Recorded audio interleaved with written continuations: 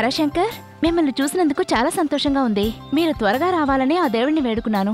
లోపలికి రండి.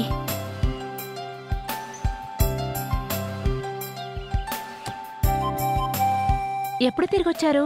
నాకు నిన్ను చూడడం చాలా ఆనందంగా ఉంది.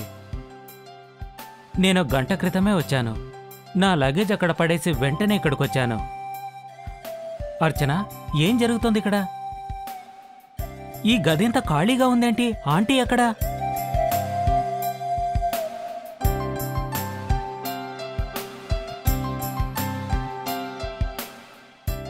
నీ గొంతు విని నువ్వే అనుకున్నాను.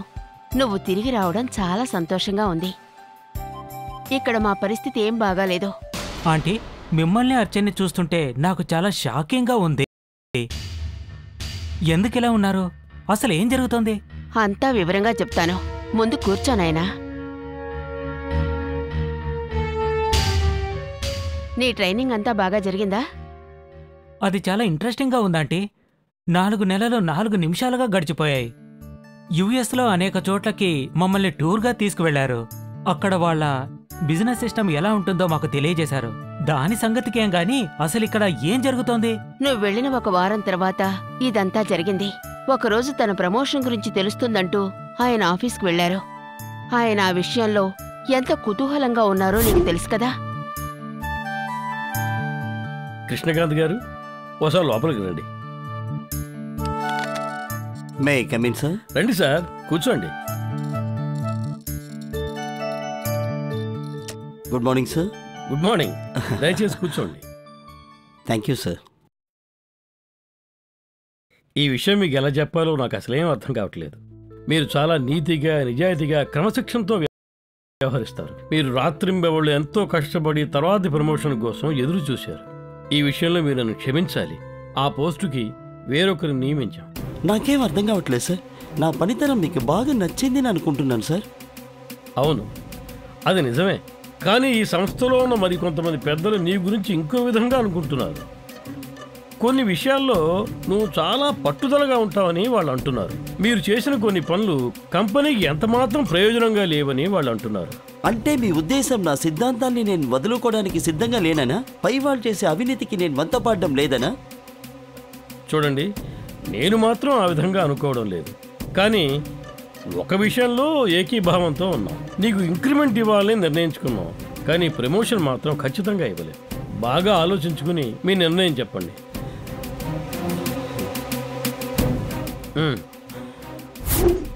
మీ అంకుల్ దిగాలు పడిపోయారు. 2 రోజులు ఆఫీసుకు కూడా వెళ్ళలేదు. ఆయన 3వ రోజు ఆఫీస్కి వెళ్ళి అధికారులకి తను ఉద్యోగానికి రాజీనామా ఇస్తున్నట్టు చెప్పారు. కంపెనీ వాళ్ళు కూడా బాగా స్పందించారు. ఆయనకి బాగా డబ్బిచ్చి ఇంటికి పంపించారు. ఆయన డిప్రెషన్కి లోనయ్యి వారం పాటు బయటికి వెళ్ళలేదు. ఎవరో ఫోన్ చేస్తే బయటికి వెళ్ళొచ్చారు. తర్వాత తెలిసిందేమిటంటే ఆయన రేసులకు వెళ్లారని. 3,000.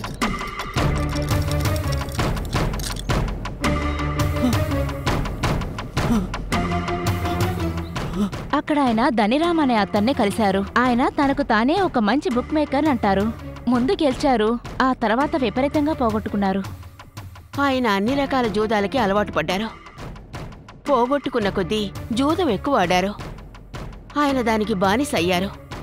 కంపెనీ వాళ్ళు ఆయనకిచ్చిన డబ్బుతో పాటు దాచుకున్న డబ్బు కూడా పోగొట్టుకున్నారు. అంకుల్ ఇప్పుడు ఎక్కడున్నారు? ఒకప్పుడు ఆయన ఎంత మంచి ఆర్టిస్టో తెలుసా? ఆయన వేసే స్కెచెస్ అన్నీ అద్భుతంగా ఉండేవి. డబ్బు సంపాదించడానికి ఎగ్జిబిషన్ కూడా పెట్టారు. చాలా మంచి రెస్పాన్స్ వచ్చింది. డబ్బు కూడా బాగా వచ్చింది. ఆ డబ్బులు కూడా ఖర్చు పెట్టేశారని చెప్పకండి. మేము ఎంతగా ఏడ్చి బతిమాలుకున్నా అందులో సగం డబ్బు పోగొట్టేశారు. ఇప్పుడు ఆయన మళ్లీ జూదమాడటానికి వెళ్లారు. ఆయన ఆ డబ్బు కూడా పోగొట్టేస్తుంటారని అనుకుంటున్నాను.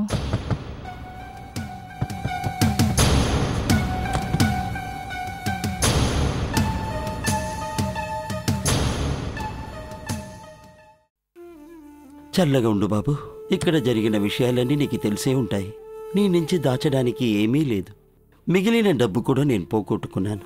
నేను గెలుస్తాననుకున్న ప్రతిసారి ఓడిపోయి నా తలరాత బాగలేక ఇంకొకరు గెలిచారు.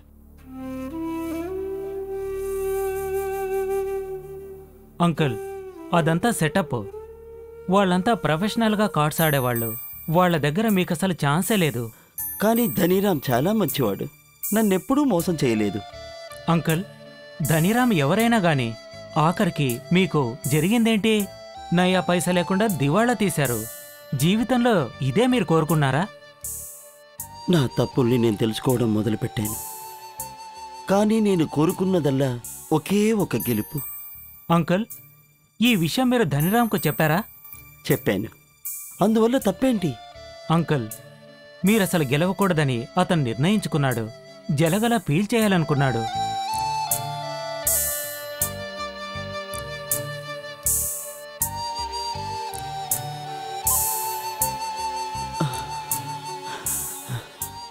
నేను 15,000 రూపాయలు పోగొట్టుకున్నాను.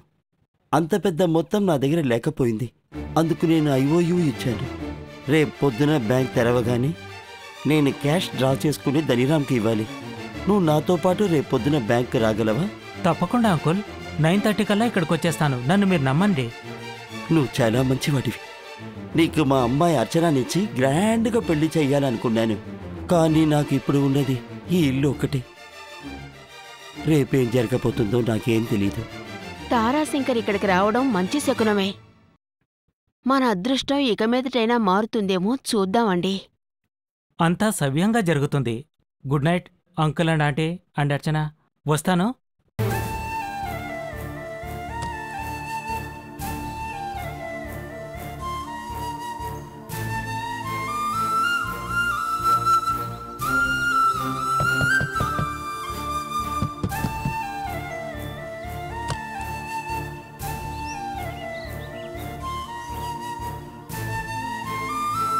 ఎప్పట్లాగే సరిగ్గా సమయానికి వచ్చా. అంకుల్, ఇతను నా ఫ్రెండ్ మహేష్. ఇద్దరం స్కూల్లో కలిసి చదువుకున్నాం. తర్వాత టచ్ పోయింది. లక్కీగా ఈ మధ్య మళ్ళీ కలుసుకున్నాం. ఇతన్ని కూడా మనతో కలిసి రమ్మన్నాను. మీకేమీ అభ్యంతరం ఉండదనుకుంటాను. అలాగే పదండి, వెళ్ళి ఆ పని పూర్తి చేసుకుని వచ్చేద్దాం.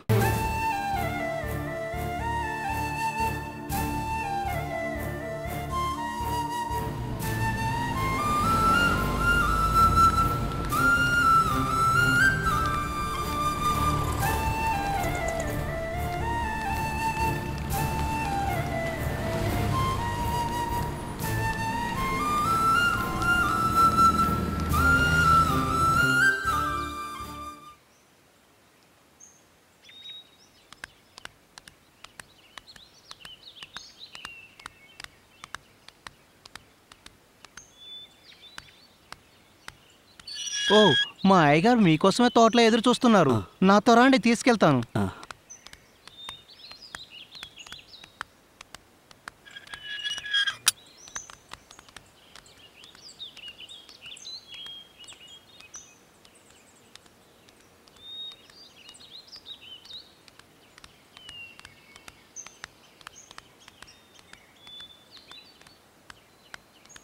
ఓ, రండి కృష్ణకాంత్ గారు, రండి. నా ఈ చిన్ని ఇంటికి స్వాగతం. నమస్కారం ధనీరామ్ గారు. నేను మీకు చెప్పినట్టుగా వచ్చేసాను. మీరు ఎప్పటిలాగే ముందుగానే వచ్చేశారు. నేను మాత్రం మీరు అరగంట దాకా రారు అనుకున్నాను. మీ డబ్బు తీసుకోండి సార్. తీసుకెళ్లి లోపల బీరువాలో పెట్టు. మీరు దాన్ని లెక్క పెట్టుకోరా? మీరు నిజాయితీ కలవారు. ఆ డబ్బు లెక్క పెట్టి నేను మిమ్మల్ని అవమానించదలుచుకోలేదు. మీ మాట మీద నాకు నమ్మకం ఉంది. ఇంతకీ వీళ్ళిద్దరెవరు? ఇతని పేరు తారాశంకర్. నా కొడుకు లాంటివాడు. అతను ఇతని స్నేహితుడు మహేష్. అయితే మనం ఇంతవరకు ఎప్పుడు కలుసుకోలేదే. తారాశంకర్ ఒక కంపెనీలో జూనియర్ ఎగ్జిక్యూటివ్. వాళ్ళు ఇతన్ని విదేశాలకి ట్రైనింగ్ పంపించారు. ఈవేళ 4 నెలల తర్వాత తిరిగి వచ్చాడు. మహేష్ ఇతనికి చిరకాలం మిత్రుడు. ఓ, అలాగా. నేను లోపల వస్తుండగా అక్కడ కొన్ని డిస్కులు పడి ఉండడం చూశాను. అవి ఎందుకు అక్కడ ఉన్నాయి? అదొక చిన్న ఆట కృష్ణకాంత్ గారు. నేను రిక్రియేషన్ క్లబ్ నడుపుతున్నాను. అందులో ఇటువంటి ఆటలు ఎన్నో ఉంటాయి. పెద్ద పెద్ద ఆఫీసర్స్, బిజినెస్ మ్యాన్స్ పని ఒత్తిడి నుంచి రిలాక్స్ అవడానికి ఇక్కడికి వస్తూ ఉంటారు. నేను నా అదృష్టాన్ని వెతుక్కుంటున్నాను. అదృష్ట దేవత నా మీద కనికరం చూపించడం లేదు. ఈ ఆటల నుంచి ఈయన దూరం చేయడానికి నేను చాలా ప్రయత్నిస్తున్నాను. కానీ నేనేమాత్రం ఆపలేకపోతున్నాను. లా ఆఫ్ యావరేజెస్ ప్రకారం చూస్తే ఎక్కువసార్లు ఓడిపోయిన కొద్దీ మనం గెలిచే అవకాశాలు కూడా ఎక్కువ అవుతూ ఉంటాయి. ఇంతకీ ఆ డిస్కులతో ఆట ఏమిటి? మీరు 6 డిస్కుల్ని 30 అడుగుల దూరంలో ఉన్న ఆ గుంటలోకి విసిరేయాలి. 6 4 ఆ గుంటలో పడితే మీరు గెలిచినట్టు. నేను మిమ్మల్ని ఆట ఆడమని ప్రోత్సహించను. మీరిప్పటికే 9 లక్షలు పోగొట్టుకున్నారు. మీరింకా పోగొట్టుకోనవచ్చు, లేదంటే పోగొట్టుకున్నదంతా మళ్ళీ గెలుచుకోనవచ్చు. నేను ట్రై చేసి గెలిస్తే మీరు నా 9 లక్షలు తిరిగిచ్చేస్తారా? ఖచ్చితంగా. కానీ మీరు ఓడిపోతే? ఇప్పుడు నాకు ఉన్నదల్లా నా ఇల్లు ఒకటి, దాన్ని పందెం పెడతాను. అంకుల్ మీరు అలా చేయకండి. పోగొట్టుకున్న చాలేక బయలుదేరండి.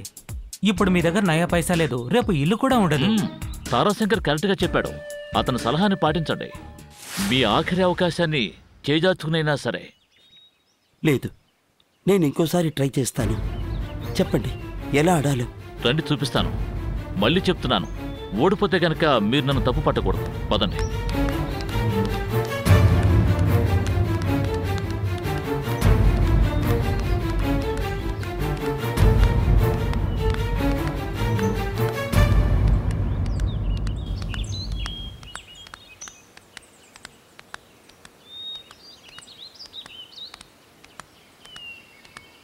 మీరెక్కడ నుంచుని ఆ డిస్కులు విసరండి.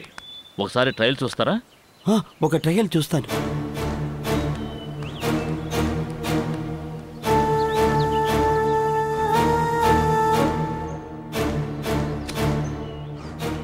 చాలా తేలిక. నేను ఇప్పుడు స్టార్ట్ చేయనా? ఆగండి, మరీ అంత తొందరొద్దు. ఈ ఆటలో కొంత స్వారస్యం, మరికొంత మిస్టరీ ఉంటే బాగుంటుంది. ఏమిటి మీరనేది? మనకి గుంటకి మధ్య ఇద్దరు మనుషులు ఓ బెడ్షీట్ పట్టుకుని నుంచుంటారు. అప్పుడు మీరు ఆ గుంటను ఏమాత్రం చూడలేరు. కానీ ఇంతకుముందు ఇది నాకు చెప్పలేదే. సరే, ఇప్పుడు కూడా మీరు వెనక్కి మళ్ళొచ్చు. నేను చాలా నిజాయితీ గల మనిషిని. నేను మిమ్మల్ని ఏమీ తప్పు పట్టను. కానీ రిస్క్ తీసుకోవాల్సింది మాత్రం మీరే. పోగొట్టుకున్నదంతా ఒక్క దెబ్బతో తిరిగి రాకూడదు అనుకుంటే ఆ డెసిషన్ మీదే. లేదు, నేను వెనక్కి తగ్గను. నేను ఛాన్స్ తీసుకుంటాను.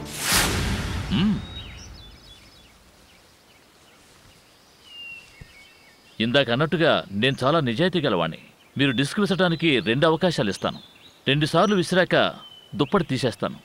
అప్పుడు మీరు ఎలా విసిరారో మీ కళ్ళతో మీరే చూడొచ్చు. అంకుల్ ఇంకా సమయం మించిపోలేదు, రండి వెళ్దాం. లేదు, నేను ఇది ఆడాలని నిర్ణయించుకున్నాను. మహేష్ పద వెళ్దాం.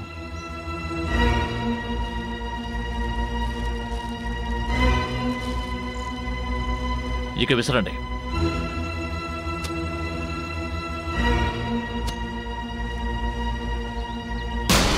ఓ well done Krishnakant, well done. నేను చెప్పినట్టుగా మీరు గెలవటానికి 6x4 ఆ గుంటలో వేయాలి. ఇది నిజంగా మీ ఉదార స్వభావానికి నిదర్శనం. ఇక నేను మొదలుపెట్టా. మీదే ఆలస్యం.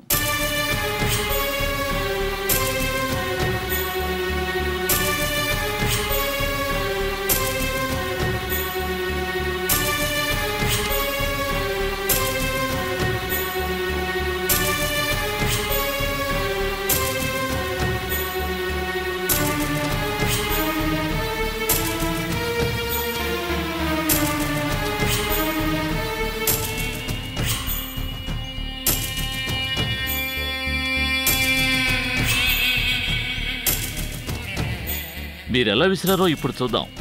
అంతా ఆ దేవుడి చేతిలోనే ఉంది.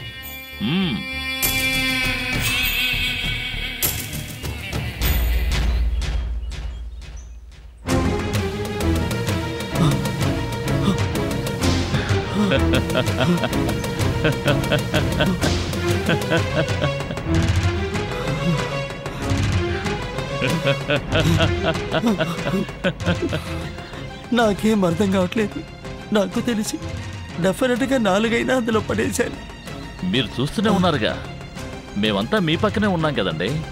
మీ దురదృష్టం విడవకుండా మిమ్మల్ని వెన్నాడుతోంది. ఇక నాకు గత్యంతరం లేదు. మీ ఇంటిని నేను స్వాధీనం చేసుకోవాలి. పదండి, మిమ్మల్ని నేను నా కారులో స్వయంగా మీ ఇంటికి తీసుకువెళ్తాను.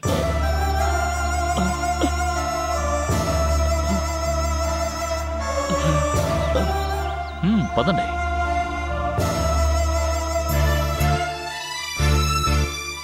వాడెంత నీచుడో నువ్వు చూసావుగా మహేష్. వాడు చేస్తున్నదంతా దారుణమైన మోసం. వాడి బారి నుంచి అంకుల్ని ఎలా తప్పించగలమో చూద్దాం పద. నన్నేం చేయమంటావు చెప్పు. నువ్వు నాతో రా, ఓ ప్లాన్ అది చెప్తాను.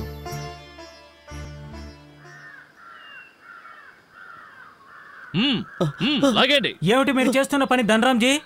ఏమిటి దీని అర్థం? మీ అంకుల్ ఇంటిని ఖాళీ చేయను అంటున్నారు.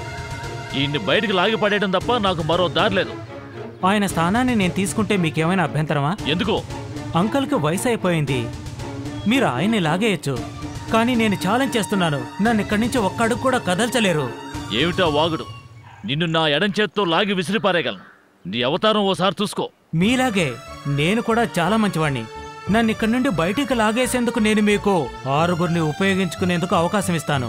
ఊరి అర్భకపు వెధవ, నేనొక్కని చాలు. సరే సరే, నేను ఒక అరేంజ్మెంట్ చేయాలి. నీ దగ్గర సెల్ ఫోన్ ఉందా? ఉంది. అందులో వీడియో ఫెసిలిటీ ఉందా? ఉంది. 5 నిమిషాలు తీయొచ్చు. అది చాలా ఎక్కువ. ఇప్పుడు అర్చన్ని 3x3 గుడ్డ ముక్కని తీసుకొచ్చి నీకివ్వమని చెప్పు.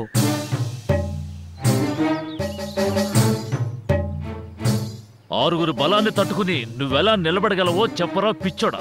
6గురు కాదు, నువ్వు నా ఒక్కడి ముందే నిలబడలేవు. శారీరకంగా నేను నీకు సమానం కాకపోవచ్చు, కానీ ఒక టిబెటన్ లామా చెప్పిన మంత్రబలం నాకుంది. నీ కాకమ్మ కబుర్లు నన్ను నమ్మమంటావా? ఇక్కడెక్కడ టిబెటన్ లామాలు లేరు. క్రిందటి సంవత్సరం నేను హిమాలయాలకు ట్రెక్కింగ్కి వెళ్ళాను. అక్కడ నేను లామా ప్రాణాలు కాపాడాను. అతను నన్ను అతని రహస్య గుహకు తీసుకువెళ్ళాడు. అక్కడ తనతో 2 నెలలుండి మంత్రాలు నేర్చుకున్నాను. తారాశంకర్, మా అమ్మకి నర్వస్ బ్రేక్ డౌన్ అయ్యేలా ఉంది. ఇప్పుడు ఇల్లు కూడా లేదు. ఇప్పుడు మేము ముగ్గురం ఎక్కడుంటాం? అదో సమస్య కాదు. అందరూ కలిసి నాతో పాటు నా అపార్ట్మెంట్లో ఉండండి. చాలా చోటుంది. నీకు అపార్ట్మెంట్ ఉందా ఎంజీ రోడ్లో? అవును, అలక్నంద అపార్ట్మెంట్స్లో. ఓ, అది చాలా కాస్ట్లీ ఏరియా. ఎంత పెద్ద ఫ్లాట్ అది? ఎంత? 1200 స్క్వేర్ ఫీటే.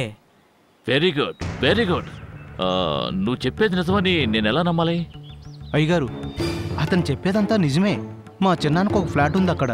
నేను తరచూ అక్కడికి వెళ్తూ ఉంటాను. ఇతను ఈ కృష్ణకాంత్ విషయంలో ఇంత పెద్ద రిస్క్ ఎందుకు తీసుకుంటున్నట్టు? ఎందుకంటే అతను కృష్ణకాంత్ గారి అమ్మాయిని పెళ్లి చేసుకోవాలనుకుంటున్నాడు. ఓ, ఇప్పుడు నాకు అర్థమైంది. అంటే ఈ అమ్మాయి ముందు నువ్వు హీరోలా కనిపించాలి అనుకుంటున్నావు. అసలు సంగతి ఇది, అవునా? నీ మంత్రాలు గింత్రాలు ఇక్కడ ఏమాత్రం చెల్లుబాటు కావు. సరే, ఇంతకీ పందెం ఎంతో చెప్పు. పందెం ఖచ్చితంగా ఉండాల్సిందే. అవును, ఖచ్చితంగా ఉండాల్సిందే. ఎంజీ రోడ్లో ఉన్న apartment. Very good, very good. ఈ పందెం ఐడియా నీది మాత్రమే, నాది కాదు. కానీ నువ్వు బలవంతం చేస్తే. అవును, ఉండాల్సిందే. సరే, ఈ విధంగా చేద్దాం. నేను గెలిస్తే అంకుల్ ఇల్లు తిరిగి ఆయనకే ఇచ్చేయాలి. అలాగే 9 లక్షల క్యాష్ కూడా. ఒకవేళ నేను గెలిస్తే ఎంజీ రోడ్లో ఉన్న నీ అపార్ట్మెంట్ నాదవుతుంది. ఓకేనా? అగ్రీడ్. మహేష్, అంతా కాగితం మీద పెట్టు. అలాగే.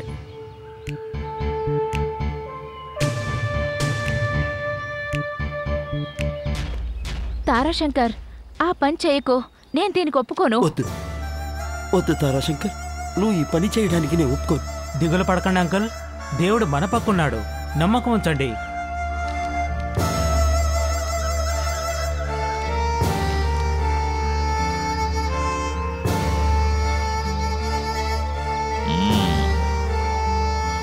స్టార్ట్ చేయండి వీడియో రికార్డింగ్. నన్ను లాగమంటావా?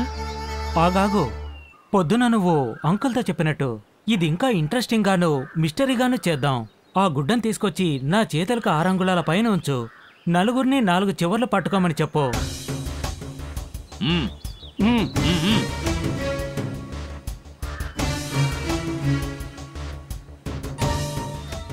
ఇప్పుడు నేను మంత్రం జపిస్తాను. ఇంతకీ నువ్వు చేస్తున్నదేమిటి? నన్ను కదలకుండా చేస్తావా? లేదు లేదు, ఇది చాలా సింపుల్.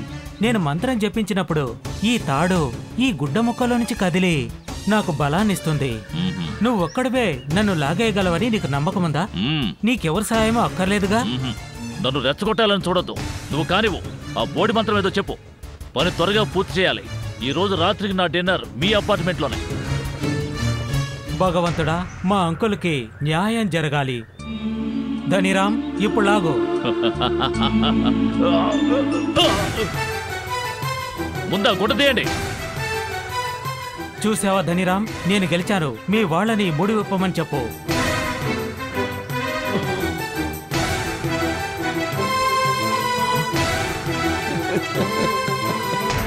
ఇది అసంభవం. ఇలా జరగడానికి వీల్లేదు. ఇందులో ఏదో మోసం ఉంది. దీనికి నేను ఒప్పుకోను. ధనిరామ్, ఇందులో కనికట్టేం లేదు. మోసం చేసిందంతా నువ్వే. మహేష్, ఇలా రా.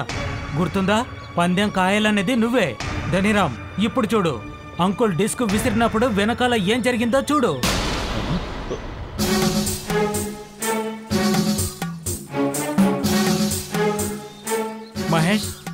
ధనిరామ్కు నీ ఐడెంటిటీ కార్డు చూపించు.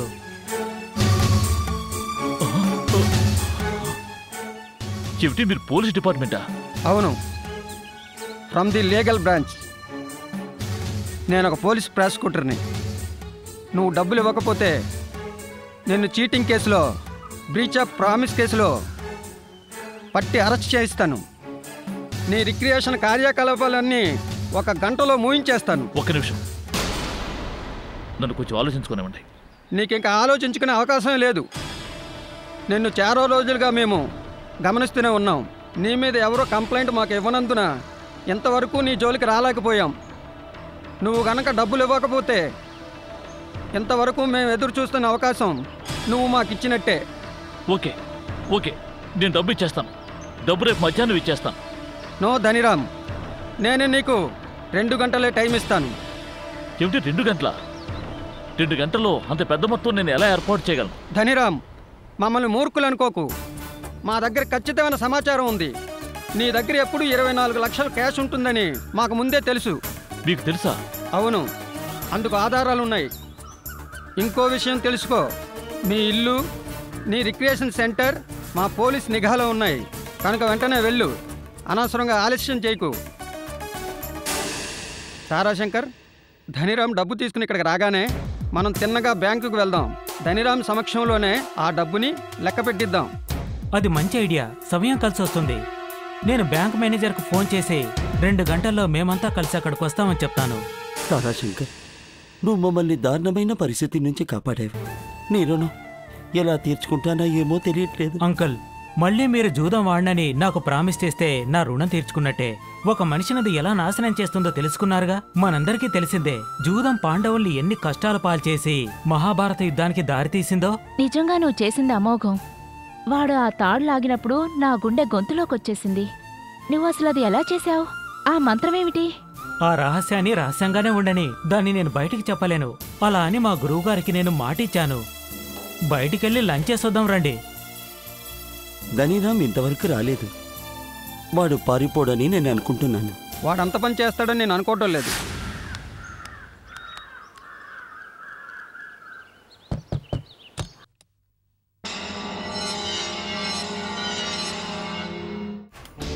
ఇదిగోండి డబ్బు, లెక్క పెట్టుకోండి. మీరు అది ఎలా చేశారో నాకు అర్థం కావడం లేదు. మీ అమాయకమైన ముఖం నన్ను మోసం చేసింది. ఇది నా భవిష్యత్తుకు ఓ గుణపాఠం. టైం వేస్ట్ చేసే ప్రయోజనం లేదు. అందరూ బ్యాంకు వెళ్దాం. వాళ్ళే లెక్క పెడతారు, మనం చూద్దాం.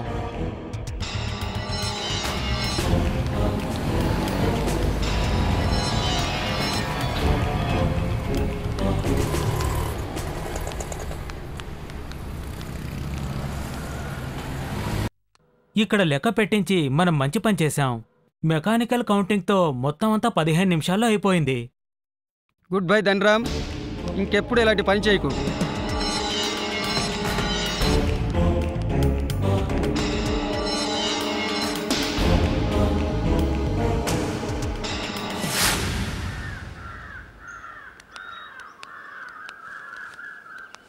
తారాశంకర్, నువ్వు అది ఎలా చేసావో నాకు అర్థం కాలేదు. ఆ బలంతో నువ్వు వాడిని ఇంకా ఎక్కువ డబ్బు అడిగి ఉండొచ్చు. నేను కోరుకున్నదల్లా మా అంకుల్ డబ్బు తిరిగి ఇప్పించడమే. 1 పైసా ఎక్కువ కాదు, 1 పైసా తక్కువ కాదు. అంకుల్, ఆ డబ్బు మీ అకౌంట్లో జమ చేశాను. ఇల్లు కూడా మీకు దక్కింది. ఇక ఈ చాప్టర్ క్లోజ్. నీకెలా కృతజ్ఞతలు చెప్పాలో నాకు తెలియట్లేదు. లేదంకుల్, అంతా దేవుడి దయ. ఎందుకంటే మీరు జీవితమంతా మీ సిద్ధాంతాలు కట్టుబడి ఉన్నారు. మరి ఈ 4 నెలలుగా ఈ కష్టాలు ఎందుకు పడ్డాను? ఎందుకంటే మీరు తీవ్రమైన నిరాశకు గురయ్యారు కనుక. తాత్కాలికంగా నమ్మకం పోగొట్టుకున్నారు. ఒక తలుపు మూసుకుంటే ఒక తలుపు తెరుచుకుంటుందన్న సత్యాన్ని మీరు మర్చిపోయారు. ఇప్పుడు మీరు క్లియర్గా ఉన్నారు. మరి ఆ మరో తలుపు ఇంకా ఎందుకు తెరుచుకోలేదు? మీరందుకు అనుమతించలేదు. మీరు జూదానికి బానిసవడం అందుకు కారణమైంది. అది మాత్రమే కాదు, ధనిరామ్ మిమ్మల్ని పూర్తిగా మోసం చేశాడు. ఇవాళ పొద్దున మీరు డిస్కులు విసిరినప్పుడు వెనకాల జరిగిన మోసం ఇది.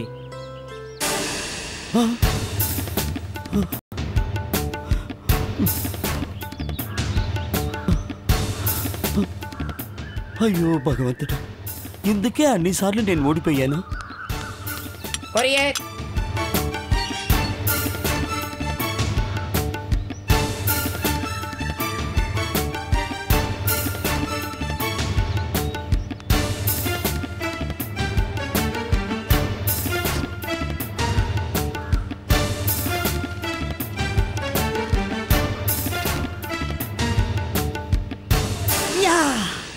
తలుపు తెరుచుకుంది. దేవుడు నాపై కరుణించాడు. ఏమైంది నానా? ఎందుకంత ఎక్సైట్ అయిపోతున్నారు? ఈ letter Raja Ravi Varma institute of fine arts నుంచి వచ్చింది. నన్ను వాళ్ళు ఇన్స్టిట్యూట్ లో టీచర్ గా చేరమని రాశారు. వాళ్ళు నా ఎగ్జిబిషన్ చూశారట. నేనక్కడ వాళ్ళకి స్కెచింగ్ నేర్పించానంట. ఎంత మంచి విషయం. ఇదేగా మీరెప్పుడూ కోరుకునేది. ఏమంటారు? నా జీవితంలో నేను ఆర్టిస్ట్ని కావాలని అనుకున్నాను. నేను ఎంబీఏ చేసి కార్పొరేట్ సెక్టర్లో జాయిన్ అయ్యాను, కేవలం మా నాన్నని సంతోషపెట్టడానికి. పదండి, అలా నడిచొద్దాం. తారాశంకర్, నువ్వు చెప్పిన టిబెటన్ లామా కథని నేను నమ్మలేకపోతున్నాను. ఆ రహస్యం ఏమిటో చెప్పవా ప్లీజ్? తారాశంకర్, అది చూసి నేను పూర్తిగా ఆశ్చర్యపోయాను. ఆ ట్రిక్ని నువ్వు ఎలా చేసావో కొంచెం చెప్తావా? నేను అయోమయంలో పడిపోయాను. మీ ఇద్దరి నుంచి నేను ఇదే ఎదురు చూశాను. మనం ఎవరూ లేని ఒక చోటుకి వెళదాం. ఇక్కడ తాడేదైనా దొరుకుతుందా? ఒక తాడు నా కారులో ఉన్న బ్యాగ్లో ఉంది. నేను వెళ్ళి తీసుకొస్తాను. మహేష్, రుమాల్ని నా చేత కట్టి తాడుని నా చేతుల మధ్య నుంచి పోని.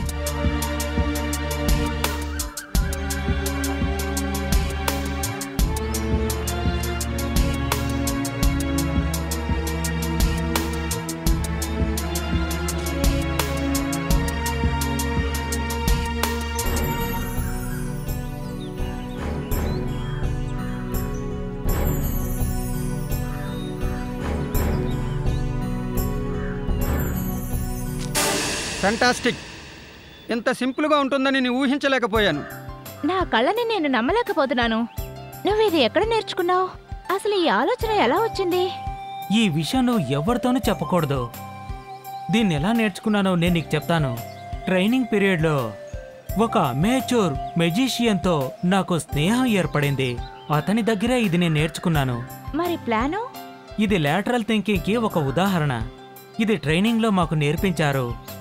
ధనిరామ్ ట్రిక్కులు, మోసాలు ఒక్క దెబ్బతో తుడిచిపెట్టుకుపోయాయి. సత్యమే చివరికి గెలుస్తుంది.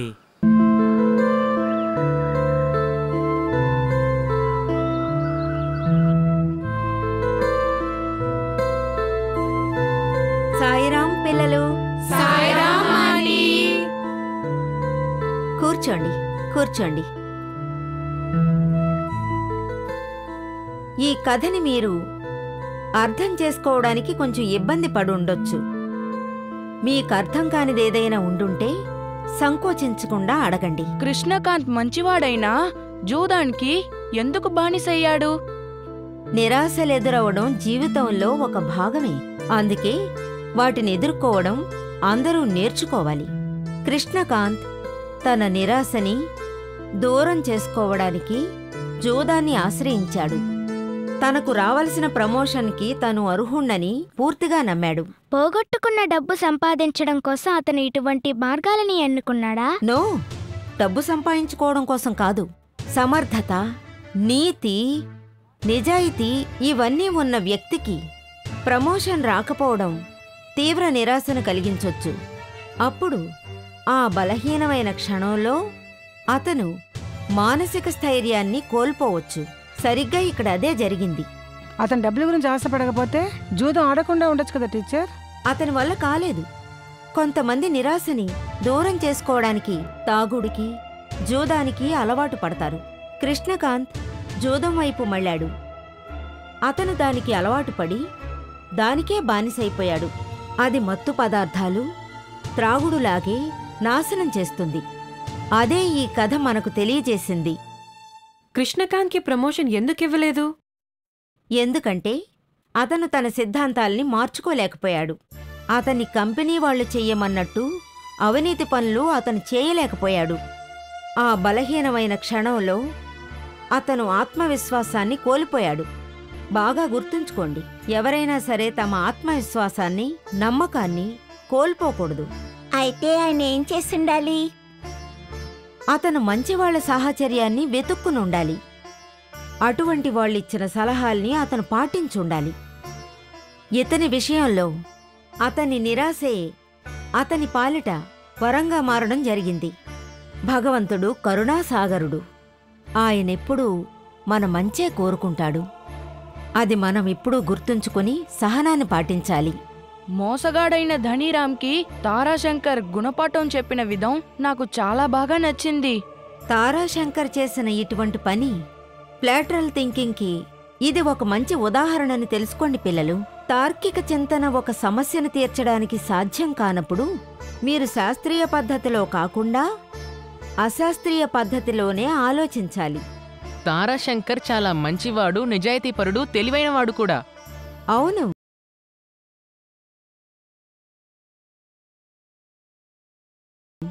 అతను ధనిరామ్ని ఇంకాస్త డబ్బు ఎక్కువగా అడిగి ఉండుండొచ్చు.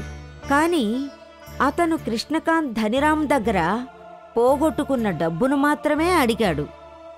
ఒక్క పైసా కూడా ఎక్కువ అడగలేదు. నాకొక విషయం అర్థం కాలేదు. ఒక తలుపు మూసుకుంటే ఇంకో తలుపు తెచ్చుకోవడం ఏంటి? చెప్తాను. అంటే మనం అలవాటు పడింది ఏదైనా సరే ఒక ముగింపుకొస్తే అది మరో గొప్ప పని చేసే అవకాశానికి దారి తీయొచ్చు. తల్లిదండ్రులు తమ ఆశయాల్ని పిల్లల మీద రుద్దడానికి ప్రయత్నించకూడదు. కృష్ణకాంత్ ఒక ఆర్టిస్ట్ కావాలనుకున్నాడు. కానీ అతను తన తండ్రిని సంతోషపెట్టడానికి కార్పొరేట్ కంపెనీలో జాయిన్ అయ్యాడు. అతనిప్పుడు నైపుణ్యం ఉన్నా అతనికిష్టమైన పనులని చెయ్యొచ్చు. ఏమంటారు? అతనిప్పుడు ఆనందంగానూ సంతృప్తిగానూ ఉంటాడు.